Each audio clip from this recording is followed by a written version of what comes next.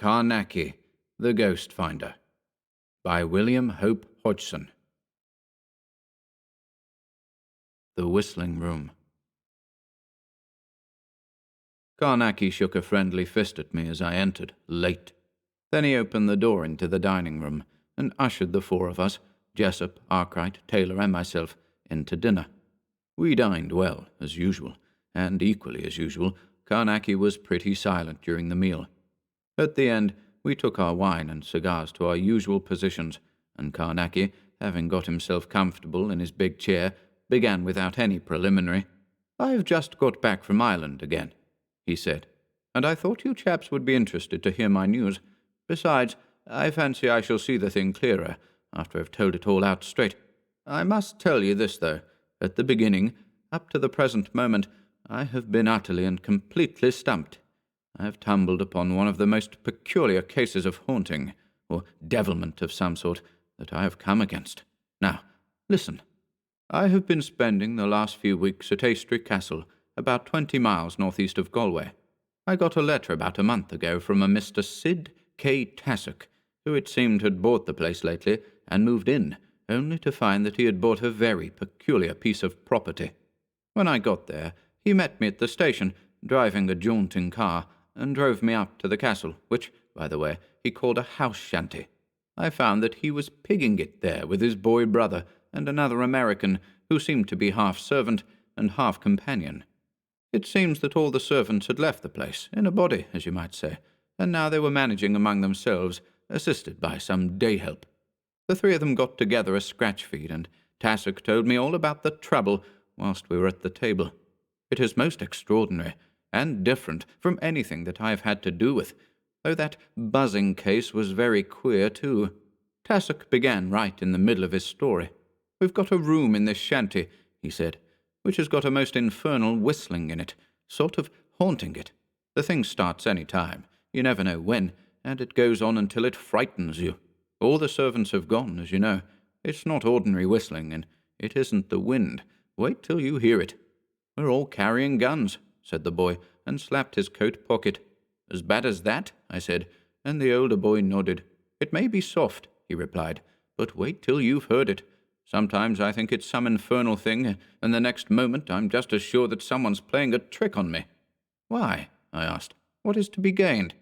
"You mean," he said, "that people usually have some good reason for playing tricks as elaborate as this? Well, I'll tell you. There's a lady in this province by the name of Miss Donahue, who's going to be my wife this day 2 months. She's more beautiful than they make them, and so far as I can see, I've just stuck my head into an Irish hornet's nest. There's about a score of hot young Irishmen been courting her these 2 years gone, and now that I'm come along and cut them out, they feel raw against me. Do you begin to understand the possibilities?" "Yes," I said. "Perhaps I do in a vague sort of way, but I don't see how all this affects the room." "Like this," he said. "When I'd fixed it up with Miss Donahue, I looked out for a place and bought this little house shanty. Afterward, I told her, one evening during dinner, that I'd decided to tie up here. And then she asked me whether I wasn't afraid of the whistling room. I told her it must have been thrown in gratis, as I'd heard nothing about it. There were some of her men friends present, and I saw a smile go round. I found out, after a bit of questioning, that several people have bought this place during the last 20-odd years, and it was always on the market again, after a trial. Well, the chap started to bait me a bit, and offered to take bets after dinner that I'd not stay 6 months in the place. I looked once or twice to Miss Donahue, so as to be sure I was getting the note of the talky-talky, but I could see that she didn't take it as a joke at all. Partly, I think, because there was a bit of a sneer in the way the men were tackling me, and partly because she really believes there is something in this yarn of the whistling room. However, after dinner, I did what I could to even things up with the others. I nailed all their bets and screwed them down hard and safe. I guess some of them are going to be hard hit, unless I lose, which I don't mean to. Well, there you have practically the whole yarn." "Not quite," I told him. "All that I know is that you have bought a castle with a room in it that is in some way queer, and that you've been doing some betting. Also, I know that your servants have got frightened and run away. Tell me something about the whistling." "Oh, that," said Tassock. "That started the second night we were in. I'd had a good look round the room in the daytime, as you can understand, for the talk up at Arlstree, Miss Donohue's place, had made me wonder a bit. But it seems just as usual as some of the other rooms in the old wing, only perhaps a bit more lonesome. But that may be only because of the talk about it, you know. The whistling started about 10 o'clock on the second night, as I said. Tom and I were in the library when we heard an awfully queer whistling coming along the east corridor. The room is in the east wing, you know. "That's that blessed ghost," I said to Tom, and we collared the lamps off the table and went up to have a look. I tell you, even as we dug along the corridor, it took me a bit in the throat. It was so beastly queer. It was a sort of tune in a way, but more as if a devil or some rotten thing were laughing at you and going to get round at your back. That's how it makes you feel. When we got to the door, we didn't wait, but rushed it open, and then I tell you the sound of the thing fairly hit me in the face. Tom said he got it the same way, sort of felt stunned and bewildered. We looked all round, and soon got so nervous we just cleared out, and I locked the door. We came down here and had a stiff peg each. Then we got fit again and began to think we'd been nicely had. So we took sticks and went out into the grounds, thinking after all it must be some of these confounded Irishmen working the ghost trick on us. But there was not a leg stirring. We went back into the house and walked over it, and then paid another visit to the room. But we simply couldn't stand it. We fairly ran out and locked the door again. I don't know how to put it into words, but I had a feeling of being up against something that was rottenly dangerous, you know? We've carried our guns ever since. Of course, we had a real turnout of the room next day, and the whole house place, and we even hunted round the grounds, but there was nothing queer, and now I don't know what to think, except that the sensible part of me tells me that it's some plan of these wild Irishmen to try to take a rise out of me. "Done anything since?" I asked him. "Yes," he said. "Watched outside of the door of the room at nights and chased round the grounds and sounded the walls and floor of the room. We've done everything we could think of, and it's beginning to get on our nerves, so we sent for you." By this, we had finished eating. As we rose from the table, Tassoc suddenly called out, "Shh! Hark!" We were instantly silent, listening. Then I heard it, an extraordinary hooning whistle, monstrous and inhuman, coming from far away through corridors to my right. "By God," said Tassoc, "and it's scarcely dark yet. Collar those candles, both of you, and come along." In a few moments, we were all out of the door and racing up the stairs. Tassoc turned into a long corridor, and we followed, shielding our candles as we ran. The sound seemed to fill all the passage as we drew near, until I had the feeling that the whole air throbbed under the power of some wanton immense force, a sense of an actual taint, as you might say, of monstrosity all about us. Tassoc unlocked the door, then, giving it a push with his foot, jumped back and drew his revolver. As the door flew open, the sound beat out at us, with an effect impossible to explain to one who has not heard it, with a certain horrible personal note in it, as if in there in the darkness you could picture the room rocking and creaking in a mad, vile glee to its own filthy piping and whistling and hooning. To stand there and listen was to be stunned by realization. It was as if someone showed you the mouth of a vast pit suddenly and said, "That's hell," and you knew that they had spoken the truth. Do you get it? Even a little bit? I stepped back a pace into the room and held the candle over my head and looked quickly round. Tassoc and his brother joined me, and the man came up at the back, and we all held our candles high. I was deafened with the shrill, piping hoon of the whistling, and then, clear in my ear, something seemed to be saying to me, "Get out of here! Quick, quick, quick!" As you chaps know, I never neglect that sort of thing. Sometimes it may be nothing but nerves, but as you will remember, it was just such a warning that saved me in the grey dog case and in the yellow finger experiments, as well as other times. Well, I turned sharp round to the others. "Out," I said. "For God's sake, out, quick!" And in an instant I had them into the passage.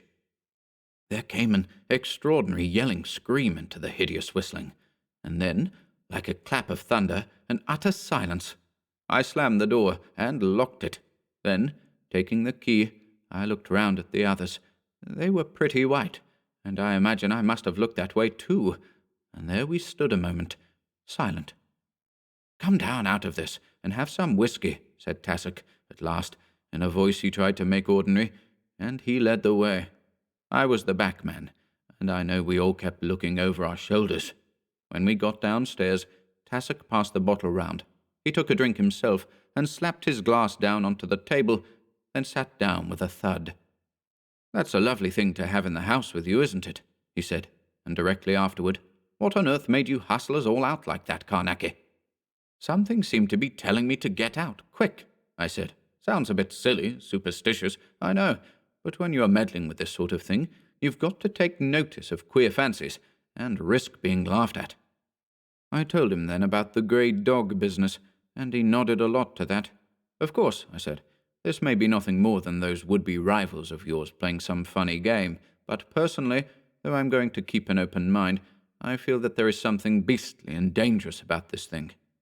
We talked for a while longer, and then Tassoc suggested billiards, which we played in a pretty half-hearted fashion, and all the time cocking an ear to the door, as you might say, for sounds.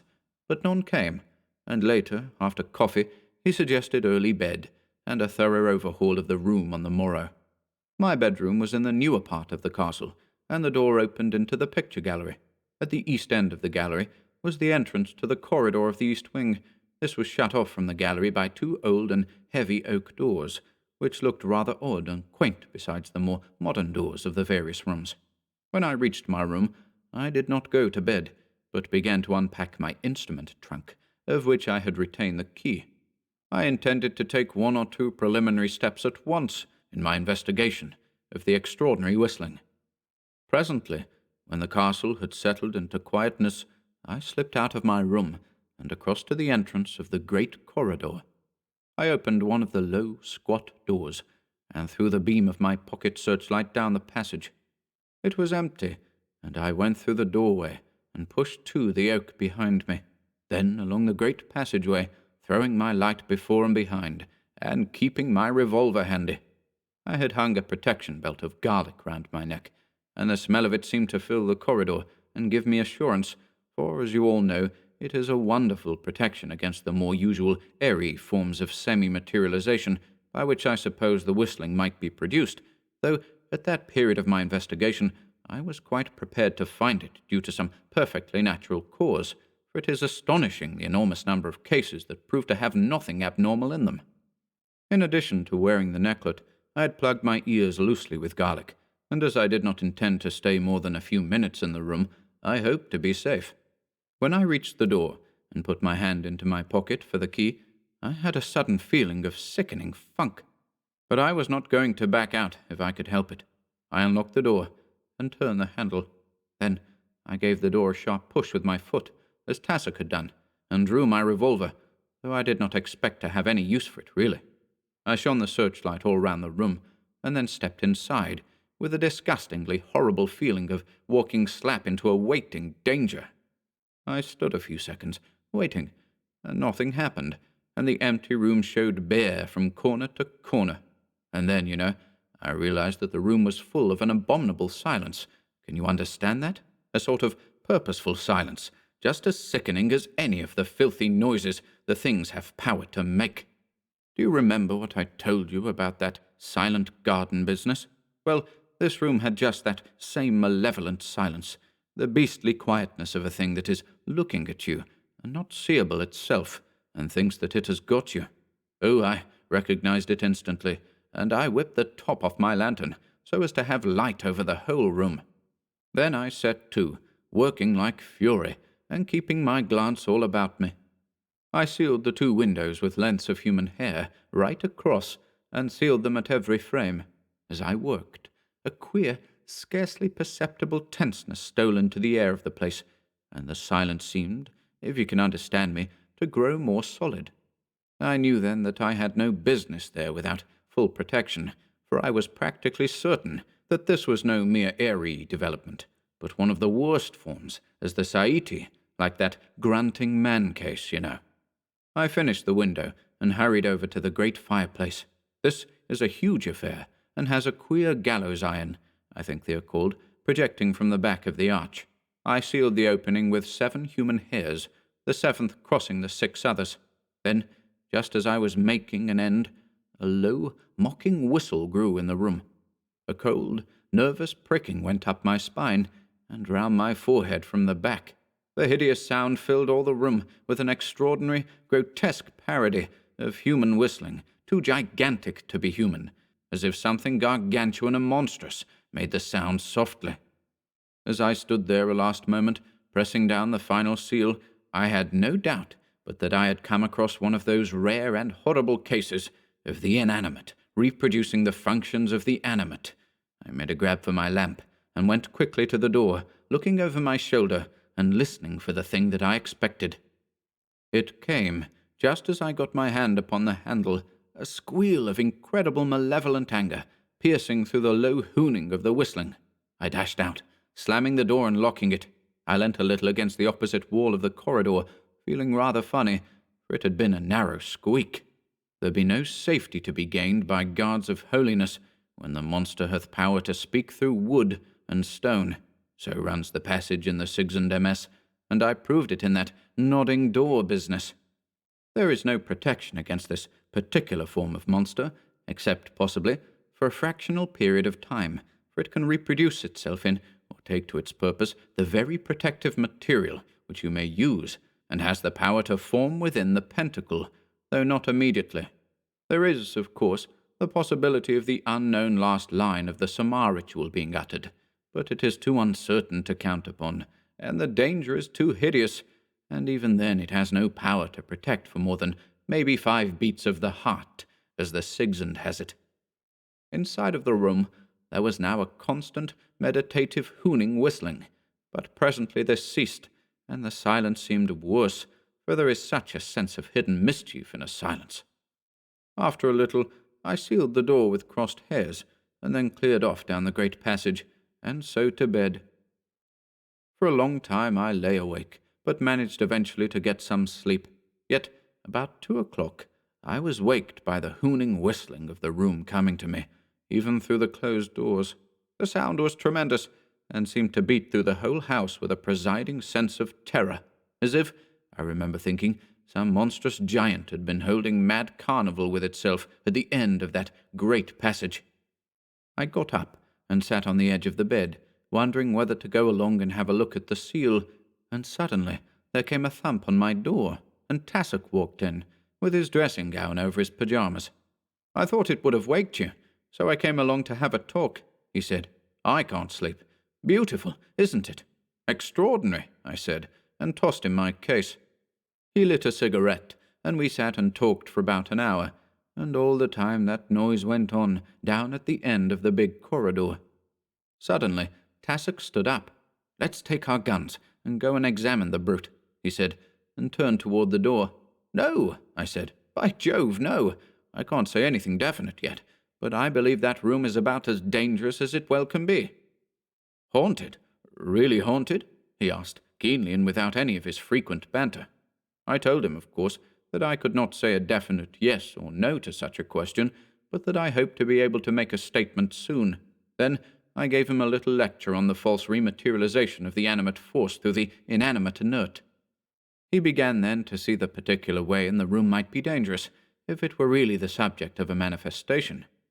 About an hour later, the whistling ceased quite suddenly, and Tassoc went off again to bed. I went back to mine also, and eventually got another spell of sleep. In the morning, I went along to the room. I found the seals on the door intact. Then I went in. The window seals and the hair were all right, but the 7th hair across the great fireplace was broken. This set me thinking. I knew that it might, very possibly, have snapped, through my having tensioned it too highly, but then again, it might have been broken by something else. Yet it was scarcely possible that a man, for instance, could have passed between the 6 unbroken hairs, for no one would ever have noticed them, entering the room that way, you see, but just walked through them, ignorant of their very existence. I removed the other hairs, and the seals, then I looked up the chimney. It went up straight, and I could see blue sky at the top.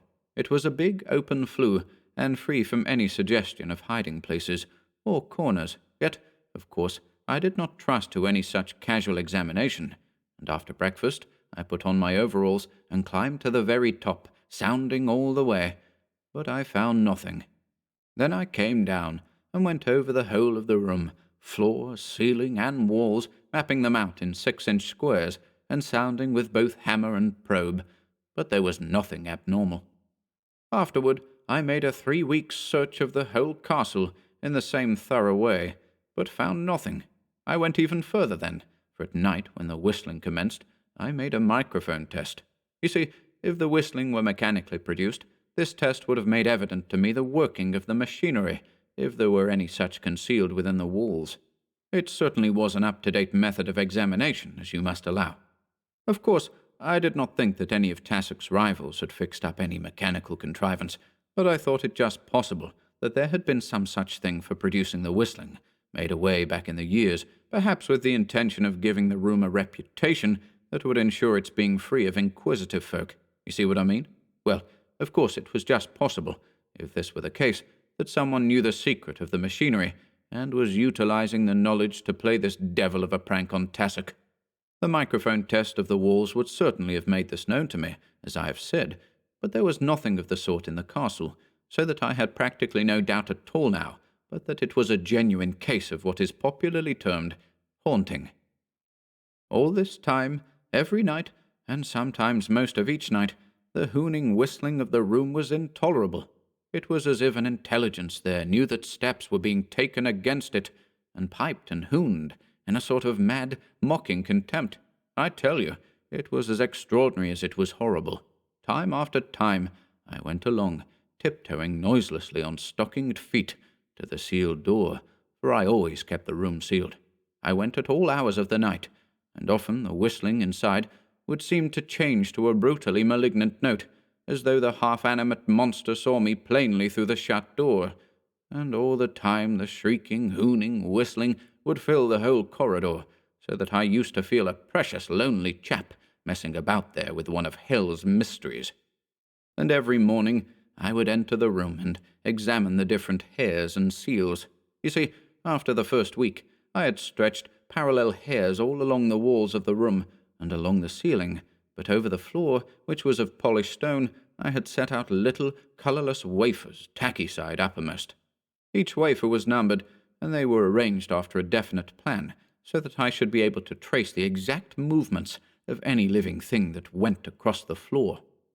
You will see that no material being or creature could possibly have entered that room without leaving many signs to tell me about it, but nothing was ever disturbed, and I began to think that I should have to risk an attempt to stay the night in the room, in the electric pentacle. Yet, mind you, I knew that it would be a crazy thing to do, but I was getting stumped and ready to do anything. Once, about midnight, I did break the seal on the door and have a quick look in, but, I tell you, the whole room gave one mad yell and seemed to come toward me in a great belly of shadows, as if the walls had bellied in toward me. Of course, that must have been fancy. Anyway, the yell was sufficient, and I slammed the door and locked it, feeling a bit weak down my spine. You know the feeling. And then, when I had got to that state of readiness for anything, I made something of a discovery. It was about 1 a.m, and I was walking slowly round the castle, keeping in the soft grass. I had come under the shadow of the east front, and far above me I could hear the vile hooning whistle of the room up in the darkness of the unlit wing. Then, suddenly, a little in front of me, I heard a man's voice, speaking low but evidently in glee. "By George, you chaps, but I wouldn't care to bring a wife home in that," it said, in the tone of the cultured Irish. Someone started to reply, but there came a sharp exclamation, and then a rush, and I heard footsteps running in all directions. Evidently, the men had spotted me. For a few seconds, I stood there, feeling an awful ass. After all, they were at the bottom of the haunting. Do you see what a big fool it made me seem? I had no doubt but that they were some of Tassock's rivals, and here I had been feeling in every bone that I had hit a real, bad, genuine case. And then, you know, there came the memory of hundreds of details that made me just as much in doubt again. Anyway, whether it was natural or abnatural, there was a great deal yet to be cleared up. I told Tassock next morning what I had discovered, and through the whole of every night for 5 nights we kept a close watch round the east wing, but there was never a sign of anyone prowling about, and all the time, almost from evening to dawn, that grotesque whistling would hoon incredibly far above us in the darkness. On the morning after the 5th night, I received a wire from here, which brought me home by the next boat. I explained to Tassoc that I was simply bound to come away for a few days, but told him to keep up the watch round the castle. One thing I was very careful to do, and that was to make him absolutely promise never to go into the room between sunset and sunrise. I made it clear to him that we knew nothing definite yet, one way or the other, and if the room were what I had first thought it to be, it might be a lot better for him to die first than enter it after dark. When I got here and had finished my business, I thought you chaps would be interested, and also I wanted to get it all spread out clear in my mind. So I rung you up. I'm going over again tomorrow, and when I get back, I ought to have something pretty extraordinary to tell you. By the way, there was a curious thing I forgot to tell you. I tried to get a phonographic record of the whistling, but it simply produced no impression on the wax at all. That is one of the things that has made me feel queer, I can tell you. Another extraordinary thing is that the microphone will not magnify the sound, will not even transmit it, seems to take no account of it, and acts as if it were non-existent. I am absolutely and utterly stumped, up to the present. I am a wee bit curious to see whether any of your dear clever heads can make daylight of it. I cannot. Not yet. He rose to his feet. "Good night, all," he said, and began to usher us out abruptly, but without offence, into the night. A fortnight later, he dropped each of us a card, and you can imagine that I was not late this time. When we arrived, Carnacki took us straight into dinner, and when we had finished, and all made ourselves comfortable, he began again, where he had left off. "Now just listen quietly, for I've got something pretty queer to tell you. I got back late at night, and I had to walk up to the castle, as I had not warned them that I was coming. It was bright moonlight, so that the walk was rather a pleasure than otherwise. When I got there, the whole place was in darkness, and I thought I would take a walk round outside, to see whether Tassoc or his brother was keeping watch. But I could not find them anywhere, and concluded that they had got tired of it, and gone off to bed. As I returned across the front of the east wing, I caught the hooning whistling of the room coming down strangely through the stillness of the night. It had a queer note in it, I remember, low and constant, queerly meditative. I looked up at the window, bright in the moonlight, and got a sudden thought to bring a ladder from the stable-yard and try to get a look into the room through the window. With this notion, I hunted round at the back of the castle, among the straggle of officers, and presently found a long, fairly light ladder, though it was heavy enough for one, goodness knows. And I thought at first that I should never get it reared. I managed at last, and let the ends rest very quietly against the wall, a little below the sill of the larger window. Then, going silently, I went up the ladder. Presently, I had my face above the sill and was looking in alone with the moonlight. Of course, the queer whistling sounded louder up there, but it still conveyed that peculiar sense of something whistling quietly to itself. Can you understand? Though, for all the meditative lowness of the note, the horrible, gargantuan quality was distinct, a mighty parody of the human, as if I stood there and listened to the whistling from the lips of a monster with a man's soul. And then, I saw something. The floor in the middle of the huge empty room was puckered upward in the centre into a strange soft-looking mound, parted at the top into an ever-changing hole that pulsated to that great, gentle hooning. At times, as I watched, I saw the heaving of the indented mound, gap across with a queer inward suction, as with the drawing of an enormous breath. Then the thing would dilate and pout once more to the incredible melody. And suddenly, as I stared, dumb, it came to me that the thing was living. I was looking at two enormous, blackened lips, blistered and brutal, there in the pale moonlight. Abruptly, they bulged out to a vast, pouting mound of force and sound, stiffened and swollen, and hugely massive and clean-cut in the moonbeams, and a great sweat lay heavy on the vast upper lip. In the same moment of time, the whistling had burst into a mad, screaming note that seemed to stun me, even where I stood, outside of the window, and then, the following moment, I was staring blankly at the solid, undisturbed floor of the room, smooth, polished stone flooring from wall to wall, and there was an absolute silence. You can picture me staring into the quiet room and knowing what I knew. I felt like a sick, frightened kid and wanted to slide quietly down the ladder and run away. But in that very instant, I heard Tassock's voice calling to me from within the room for help, help. My God, but I got such an awful dazed feeling, and I had a vague, bewildered notion that, after all, it was the Irishmen who had got him in there and were taking it out of him. And then the call came again, and I burst the window and jumped in to help him. I had a confused idea that the call had come from within the shadow of the great fireplace, and I raced across to it, but there was no one there. "Tassock!" I shouted, and my voice went empty-sounding round the great apartment, and then, in a flash, I knew that Tassock had never called.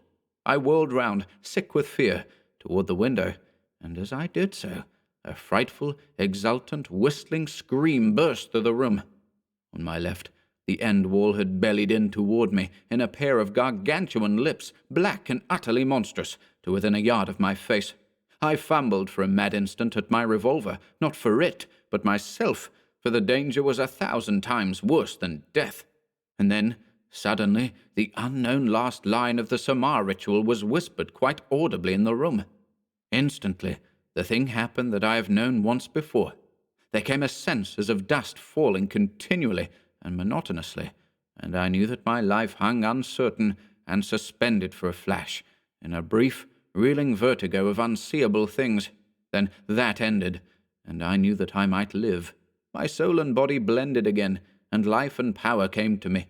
I dashed furiously at the window, and hurled myself out head foremost, for I can tell you that I had stopped being afraid of death. I crashed down onto the ladder and slithered, grabbing and grabbing, and so came, some way or other, alive to the bottom. And there I sat in the soft, wet grass, with the moonlight all about me, and far above, through the broken window of the room, there was a low whistling. That is the chief of it. I was not hurt, and I went round to the front and knocked Tassock up. When they let me in, we had a long yarn over some good whisky, for I was shaken to pieces, and I explained things as much as I could. I told Tassock that the room would have to come down, and every fragment of it burned in a blast furnace, erected within a pentacle. He nodded. There was nothing to say. Then I went to bed. We turned a small army onto the work, and within 10 days that lovely thing had gone up in smoke, and what was left was calcined and clean. It was when the workmen were stripping the panelling that I got hold of a sound notion of the beginnings of that beastly development. Over the great fireplace, after the great oak panels had been torn down, I found that there was let into the masonry a scroll-work of stone, with on it an old inscription in ancient Celtic, that here in this room was burned Dian Tiansi, jester of King Alzof, who made the song of foolishness upon King Ernor of the 7th castle. When I got the translation clear, I gave it to Tassock. He was tremendously excited, for he knew the old tale, and took me down to the library to look at an old parchment that gave the story in detail. Afterward, I found that the incident was well known about the countryside, but always regarded more as a legend than as history, and no one seemed ever to have dreamt that the old east wing of Aistry Castle was the remains of the ancient 7th castle. From the old parchment, I gathered that there had been a pretty dirty job done, away back in the years. It seems that King Alzof and King Ernor had been enemies by birthright, as you might say truly, but that nothing more than a little raiding had occurred on either side for years, until Dian Tiansi made the song of foolishness upon King Ernor, and sang it before King Alzof, and so greatly was it appreciated that King Alzof gave the jester one of his ladies to wife. Presently, all the people of the land had come to know the song, and so it came at last to King Ernor, who was so angered that he made war upon his old enemy, and took and burned him and his castle. But Dian Tiansi, the jester, he brought with him to his own place, and having torn his tongue out because of the song which he had made and sung, he imprisoned him in the room in the east wing, which was evidently used for unpleasant purposes, and the jester's wife he kept for himself, having a fancy for her prettiness.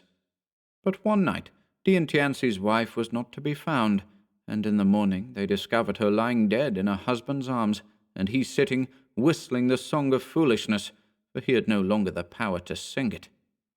Then they roasted Diantianci in the great fireplace, probably from that self-same galley iron, which I have already mentioned, and until he died, Diantianci ceased not to whistle the song of foolishness, which he could no longer sing.